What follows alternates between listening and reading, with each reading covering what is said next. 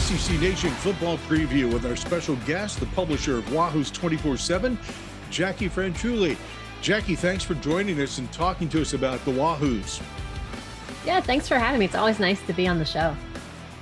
Virginia football enters their second year under head coach Tony Elliott, the former offensive coordinator at Clemson. He's not only tasked with rebuilding this program, but also guiding the hearts and souls of players and fans toward a new day.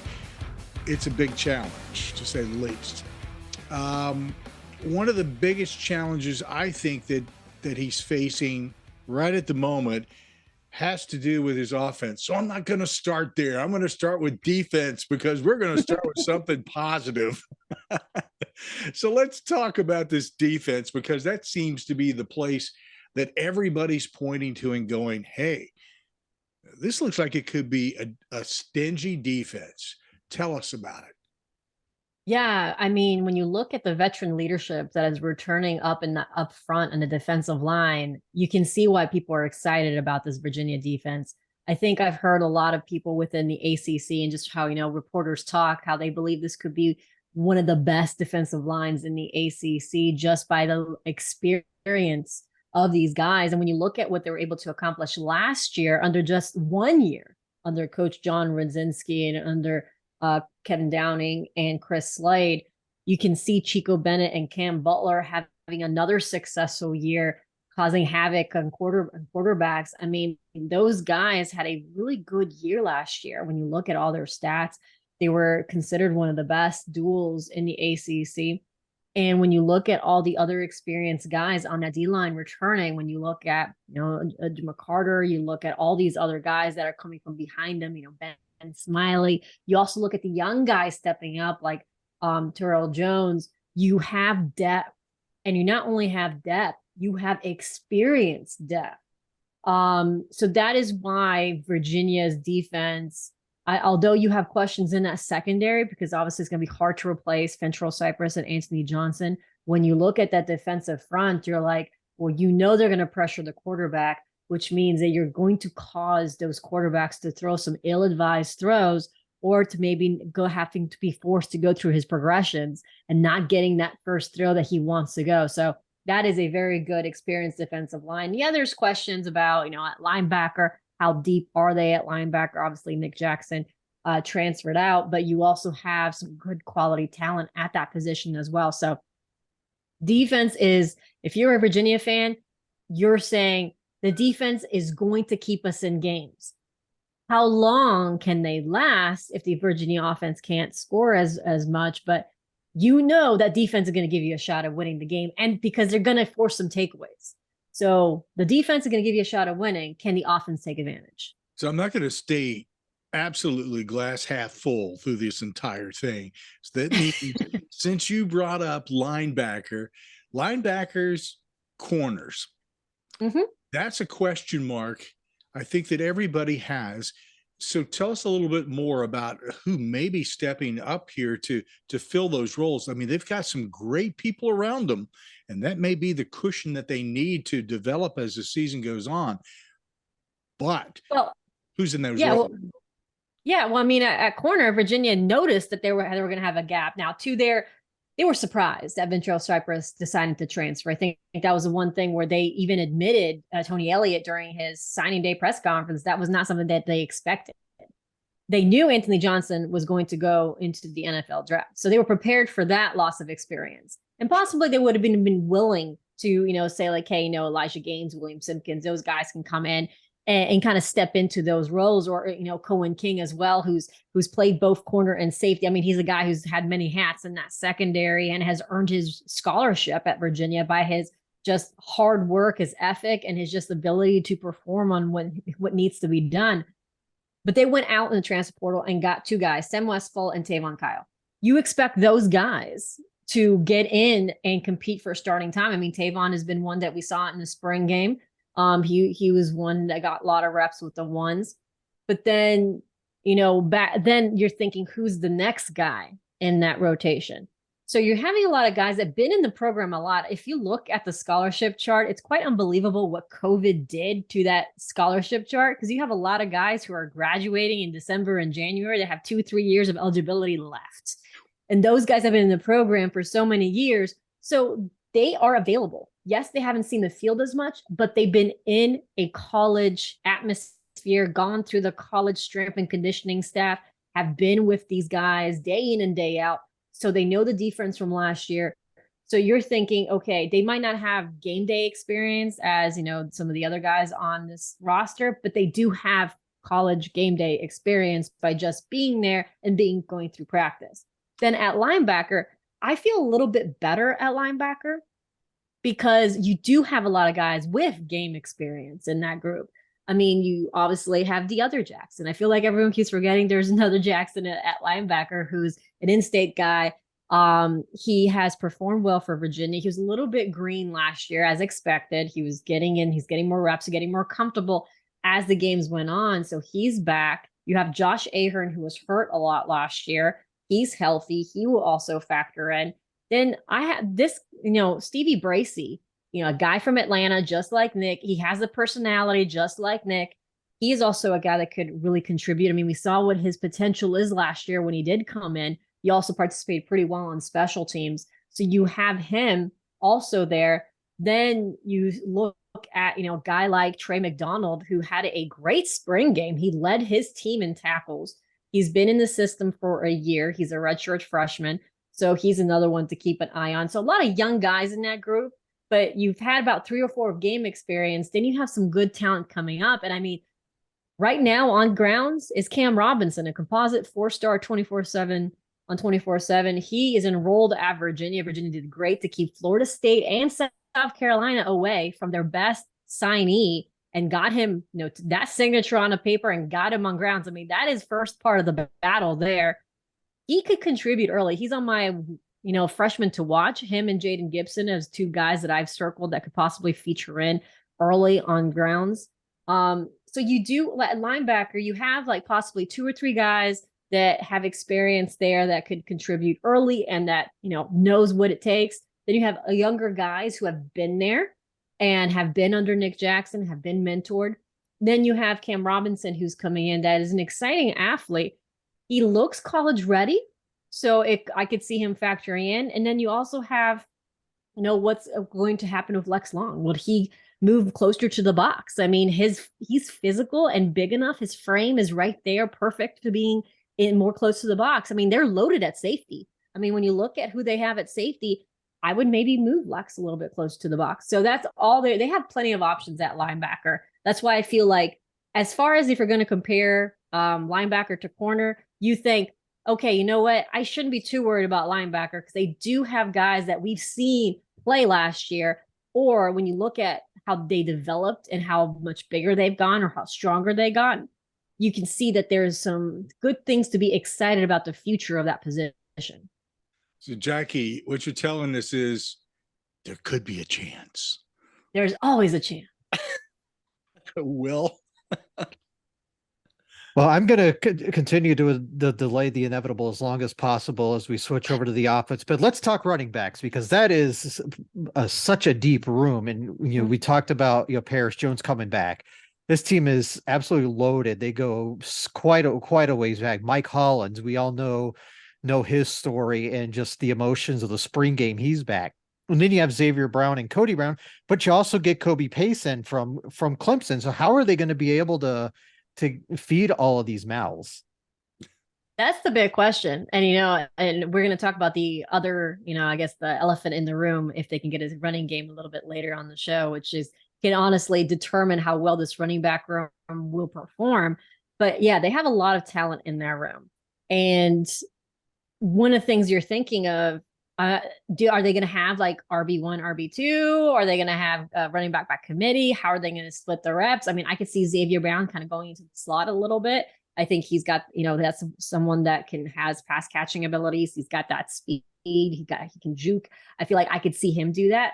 But when you look at that room, you expect Kobe Pace to feature more than what we've seen in the spring game. You also, when you look at it, you think Paris Jones has been such a workhorse for them. So you expect him to feature, and Mike Collins as well. But you also have to be really careful of how much you put Mike Collins early. That's what something the staff has said. They've done a good job, and Mike Collins has done a good job listening to his body, listening to doctors to make sure that, he's getting the reps that he needs, but not pushing too hard. I mean, doctor said that he was going to take 6 months to tie his own shoe. And 6 months later, he was not even 6 months later, he was at a spring game and performing and getting tackled. I mean, the remarkable recovery that young man has done, both mentally and physically. I mean, there's no words to kind of say what he's gone through and then what he's overcome. So I think Mike Collins is going to ease into that year. But yeah, it's going to be fun. I mean, if I'm going to say it because we need to say it, if the O-line can do their job and they can have a passing game, so there'll be a balanced attack, that running game, that's going to be a good offense, because what this defense need is for the offense to stay on the field. So if you can run that ball and you have the legs to do it, imagine being in the fourth quarter and you've already had Paris out there, you already had Mike out there, you already had Kobe out there, and be like, let's show Xavier Brown, let's throw Cody Brown. That's the type of depth that you need if you're Virginia, because your margin of error is so small against some of these ACC teams, to have that type of fresh legs in that running game. Let's stay in the backfield. We obviously brought in Tony Muskett as a transfer from the FCS level. Is it pretty much his job to lose at this point? Yeah, I would say so. I know Jay Wolfick will have the opportunity to kind of fight in that fall camp for that position, but you have to think that Tony Muskett, this is his job to lose. I mean, during spring, even prior to the spring game, and talking to sources within the program, everyone was just so happy and excited about how quickly Tony Muskett was grasping the offense. That was something that was told to me a few times during spring, during those opening scrimmages that were closed to the public and closed to the media. They were always saying, like, he's learning this offense rather quickly. It was quicker than we expected. And a lot of them were talking about his accuracy was good. He got a good cannon in the arm, which we saw in one of the opening throws of the game for him. He does have a good arm. And that in the game throw to J.R. Wilson and then shoved Tavon Kyle off. That was kind of showed exactly what we've been hearing during spring. So the issue that Jay Wolfick has, and actually I'm going to be writing a story on it this week, was that, UVA's pitching Coach Dickinson, said that, at this point, Jay, in order to be in baseball, he wishes he played more baseball so that they can work on the things that he struggles in baseball. He's kind of in the crossroads right now. I think this is going to be the year where you're thinking, because think of it this way, a normal pitcher, once they get back from this, may take a few weeks off, but then they will be focusing in to getting better for next season. They'll have that huge development. We always say that the most important part in football is between spring and that fall camp for development for a quarterback. I mean, from now until January, February is the most important part for a pitcher's development. So Jay's missing those months for both sports because he's doing the alternate sport. So it's going to be curious to see what Jay Wolfick and what that future lies.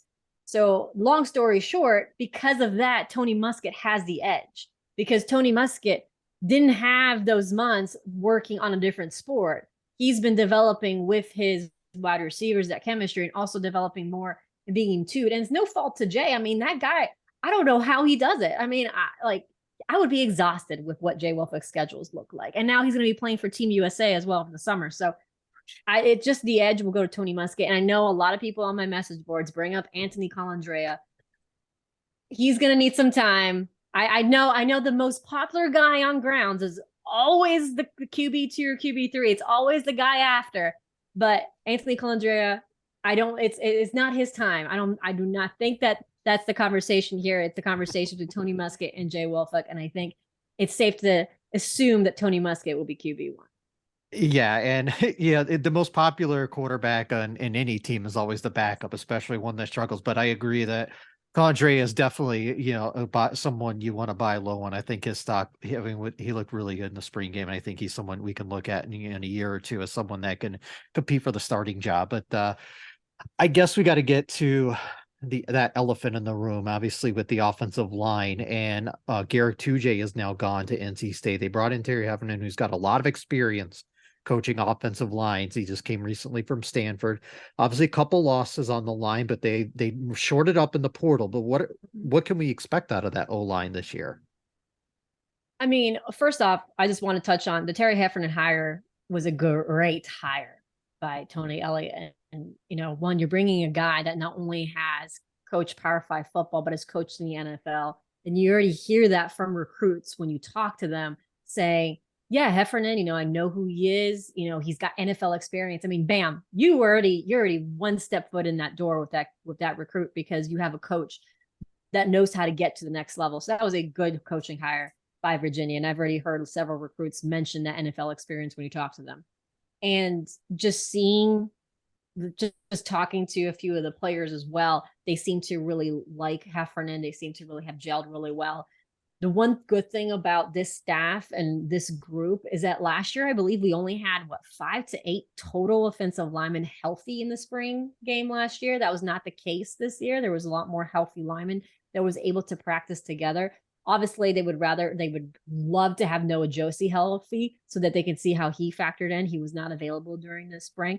Houston Curry had appendicitis. He's another guy that I think is one to watch, one of the younger guys. I think he's one that was underrated coming out of high school. I think he's one that could factor in that rotation. But when you look at the O-line, what you're seeing is last year you saw a lot of inexperience. They've gained that experience. You have Mikhail Boley, who was, the first true freshman since DeBrickashaw Ferguson to start a game. He's going to be having a second year. You have Nana, Jimmy Rice. You have all those guys. Brian Stevens, who was the best FCS offensive lineman according to Pro Football Focus. So you have guys that have game day experience. The big question for me is, because Brian Stevens and Jimmy Rice wasn't able to come during the spring because they just enrolled now in the summer, is can they gel quick enough? Because unfortunately, the first game of the year is against a very good defensive line, an SEC defensive line in Tennessee, in Nashville for a neutral site game. So yeah, neutral site game. So that's your first big test. And the next game is at home at JMU, and then you've got at Maryland. I mean, that's quite a start of your schedule. So you're going to have to start quick. So that is my big question, is how long is it going to take for them to feel comfortable with their rotation and to gel quick enough? Because I think unlike last year, I do like the depth in some of those positions. I'm still weary of that center position, of how that's going to look.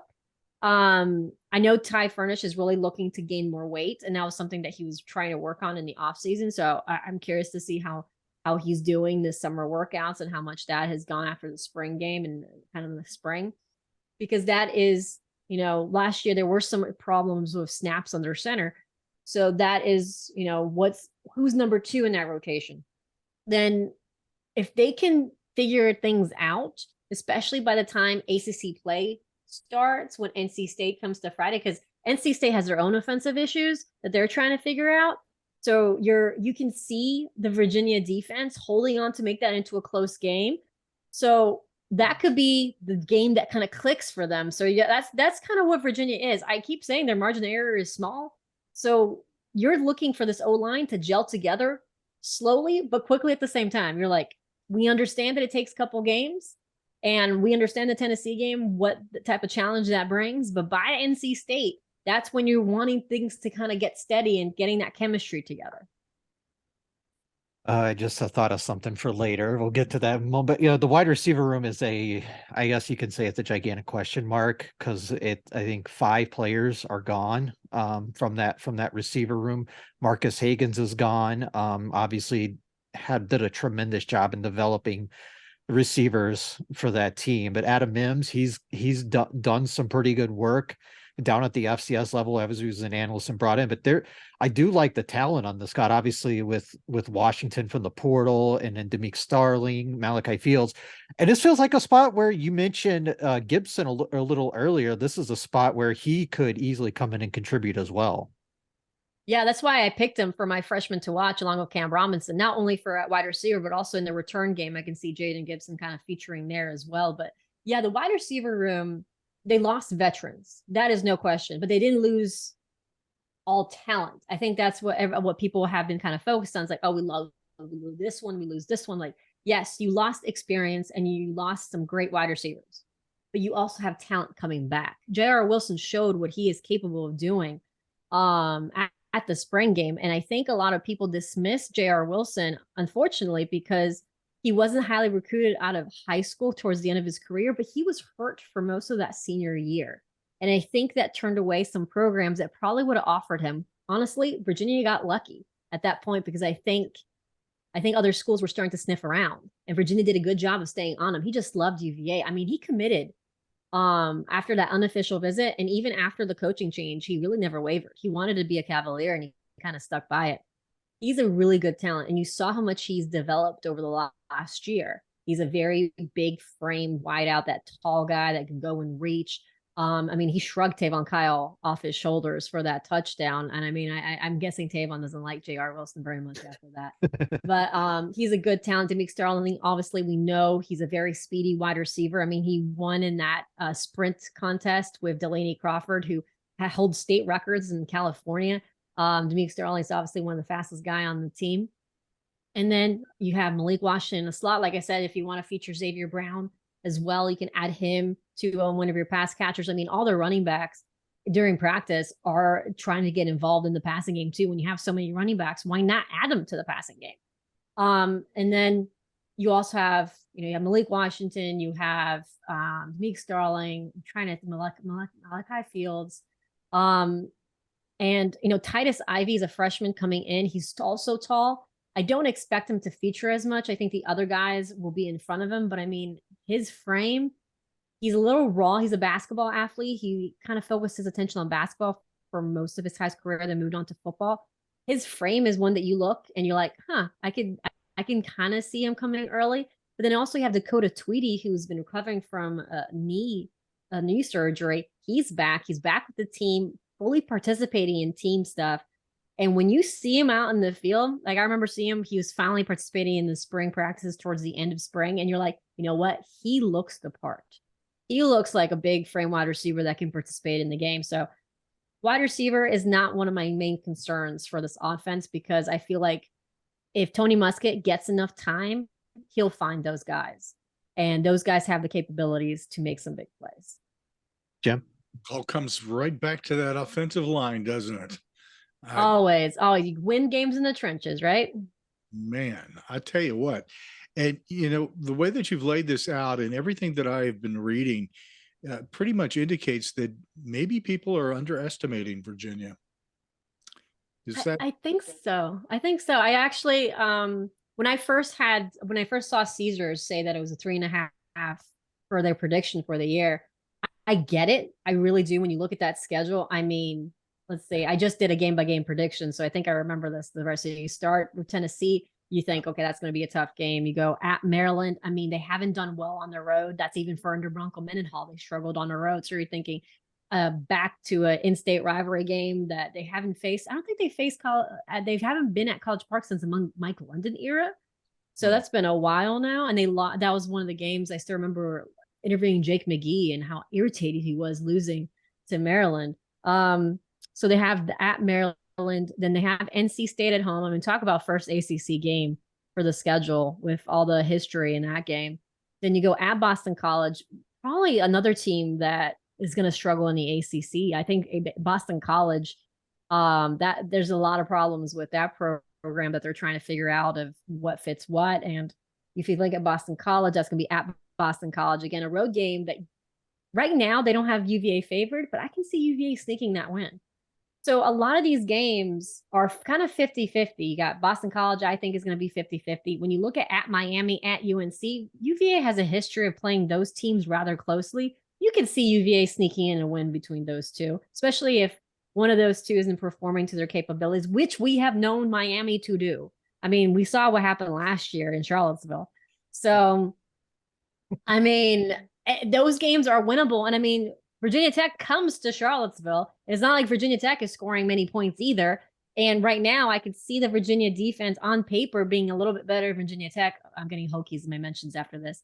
But I think that when you look at the schedule, I would personally bet the over at 3.5. If you look at it and think, because a lot of these games are going to be close. That's why I mentioned the margin of error so many times, because these games are going to be close games. If UVA, they're not going to play a perfect game. No team in the country will play. Maybe one team or two will play a perfect, but no one's expecting UVA to play a perfect game. But if they can not shoot themselves in the foot like they did against Duke last year, where a lot of their issues and the reason why Duke won was special teams mishaps and just horrible turnovers, they could win some of these games really closely because of that defense.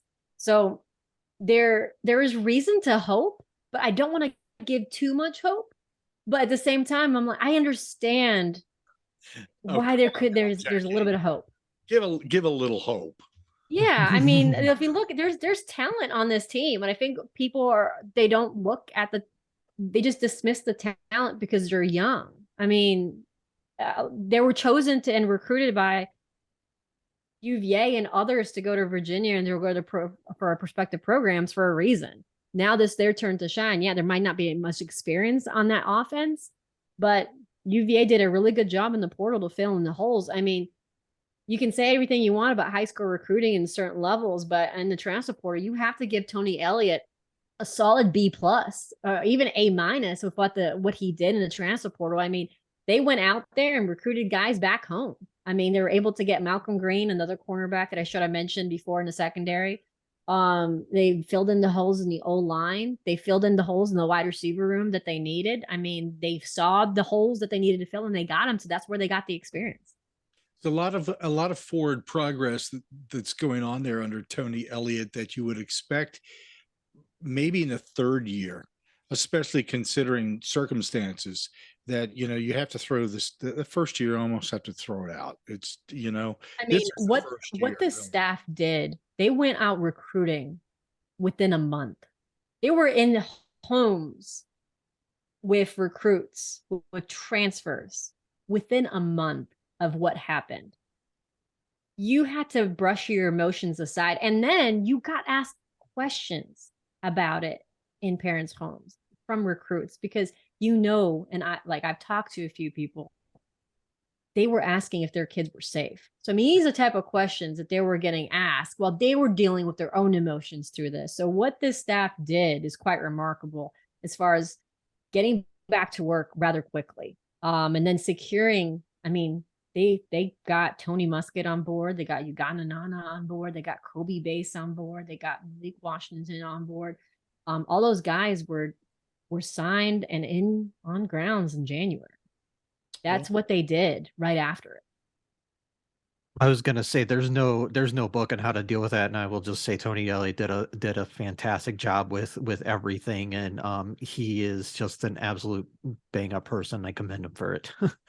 But I just wanted to just a couple thoughts on the schedule I wanted to add too, and I think kind of tying into all this, I could see JMU being such an emotional game, being the first home game, that I can see that leading to a win, even though JMU has been arguably the best football program in the Commonwealth these past couple of years.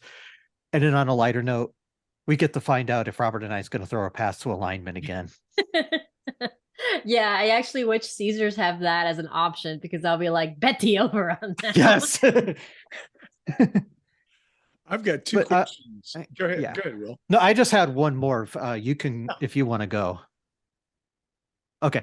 So just another thing about Tony Elliott, and just kind of as the job in general, I feel like people don't realize where this program was 2 years ago. I felt like that offense from 2021 covered up a lot of the issues, especially defensively. And I mean, remember, they were 6-6, but they were easily 2 plays from 4-8.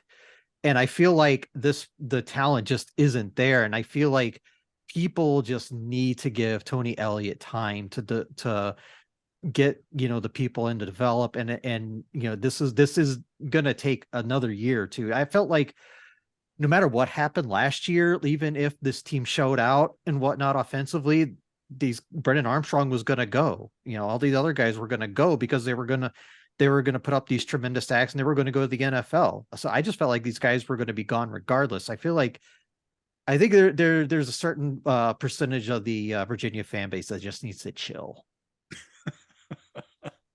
I mean, Tony, this is also a first-time head coach too. So Yeah. you're going to have growing pains too in that regard as well. And I think that's what you saw during that first year and the first process, even in recruiting, you're learning of, it's different to recruit to UVA than it is to recruit to Clemson. That's a very big difference. But also some of the staff members too, they were coming from service academies. That's also a very different environment to recruit from, because you still have recruiting rules, but your calendars are very different. You have more chances to talk to recruits at their high school turf. While if you're a Power 5 program, you have no ability to talk to these guys in their high school during the spring evaluation period. I mean, you're not allowed to. So there's stuff that they were learning on the job during that first year that you expected. And also because of the timing of Bronco resigning and Tony Elliott coming in last year, they were starting behind. So, and especially with how Tony Elliott wanted to run the recruiting and only offering kids that had committable offers. And that's something they've stuck by to, where they have kind of like a tier system where they offer, these are the kids that have committable offers and we're going to recruit them hard. We're going to recruit tier 2 and tier 3 and tier 4, but we're not offering tier 2 until we see where tier 1 is. And you move down to tier 2. The other guys are in the, I guess it would be called like the bullpen. And then you have the next man up and that one gets offered, and kind of keep going down the list. That's hard to do when you're coming from behind. So that's why you saw the 23 and how that worked out. So in 24, this is when you start to evaluate. That's why I always said last year in every single podcast on recruiting, every single time I had a question, I was like, I am not judging the staff on recruiting until 24, 25. You can't judge them until then, because they started behind. And also the way he was trying to recruit, I mean, doing that way, you can't judge off that first class, because it takes a while to establish a relationship where you're going to a kid and saying, listen, we want to recruit you. We don't want to give you an offer until you commit, because if you call, let's say if he has a Florida State offer, you have called Florida State. Can you commit to them right now?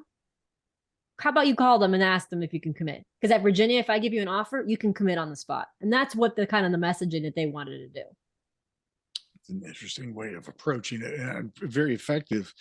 A couple of things I want to, as we wrap up, a couple of things I want to go through. Number one, I want to blame you for something. Oh, no. Uh-oh. With Tony Elliott coming in, you created an addiction for me with the app Flight Aware. Okay. So that's your fault. I spend too much time on it. It's all Jackie's fault. Now, I'm sorry. Jay Wolfling, do you think that he has any other role besides quarterback on that team that he could be effective at playing, something special, Wildcat, whatever? I think I can see Jay participating in a package or two. I think we saw glimpses of possibly him doing that last year, but at the same time, they were trying to maintain his red shirt too, because he maintained his red shirt last year because he couldn't maintain it a year prior because of Brennan Armstrong getting hurt. So he had to play in that Notre Dame game and BYU game. So they maintained his red shirt last year. But I know they wanted to give him more packages. So I can see them, because what they've said about Jay is he can be quite an explosive and electric guy. He just needed to work on some of the fundamentals in the quarterback sense and working his accuracy in that and being a quarterback. But they said he can be quite electric out there with his legs. So again, it's all about now for Jay in the next few years. I know he wants to play both, and that's something that he said, and Tony Elliott and Brian O'Connor have both said that they're supportive of that decision. But there's going to be a time where he might have to make a decision, because he's going to want to perfect one sport over the other. Where this is a very different age than years ago when you're able to do both. Now there is those couple months of development that he is missing for either sport. And at some point, I feel like he might have to choose where he's going to focus his attention. But I think Virginia, if Tony Muskett wins QB1, I can see him coming in for a few packages here and there. And honestly, I can even see Anthony Colandrea doing that. Mm-hmm. But hey, they're going to maintain his red shirt. And so Jay Wolfick will be the person to kind of have that Mr. Football role that we remember so fine. I'm going to predict that Jay is only going to be playing football one more year for UVA. That he's going to go full time into baseball, because I think his future is at the MLB level. I think he has the potential for going that far in baseball. So He was clutch in that when they needed him in the last game. So he's got something, and I think he sees it too. So I think he's going to go that route. That's just my thought. Special teams, real quickly, tell us something, anything that stands out. You know, the kicking, the returning, whatever that is going to be special for UVA, because sometimes this is a problem for teams across. It was a problem for Virginia last year. I feel like there was games that cost them the game. I mean, I mentioned the Duke game. I mean, I believe they had to call a timeout after, well, right before a field goal attempt. I think they had to call a timeout. There was a time where they had one extra guy out there. Players didn't know when they had to go on the field. There was miscommunications of who needed to go out and who going out. That's all the things, again, first year staff trying to figure out what works on game day, communication. And actually during the spring practice, we saw them during the special teams drill, all the coaches are wearing headsets. So it was like they were trying to get that game day experience there so they can figure out what needs to be done in those special teams. Unfortunately, in the spring, they weren't able to run all their special teams that they wanted because, again, there were so many guys that were sitting out that possibly would have been on special teams because they're still going to put some starters on special teams. It was one of the things that the staff kind of said, saying like, special teams is important, isn't it? It is a phase of the game that can, and when you have such small margin of error, it could cost you. So you're going to see more starters again participate in special teams. You're going to have Will Bettridge as your kicker, and you're going to have Daniel Sparks as your punter, who earned a scholarship, by the way, during this last year. So you're going to have those guys as your mainstays. And on the return game, you're going to possibly have Jaden Gibson is who I would watch. You know, obviously they miss Billy Kemp. Billy Kemp's not going to be back there as a returner. Antonio Clary was one that I saw him out there in the spring game. He doesn't get enough recognition. I think he's going to be a really good safety this year for Virginia. He was hurt for the first couple of games of the year last year.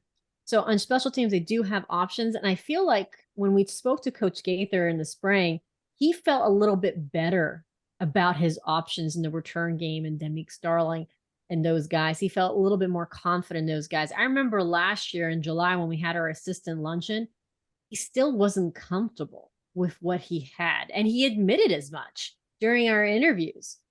So he felt a little bit better, and this was in the spring.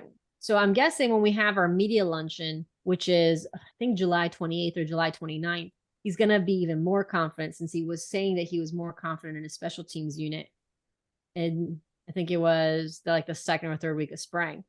So it should be better, but we haven't seen special teams yet, because it's, again, in the spring, it's really hard to evaluate special teams when a lot of the guys aren't even participating in spring ball because they're hurt or recovering from the season. Will, any final questions?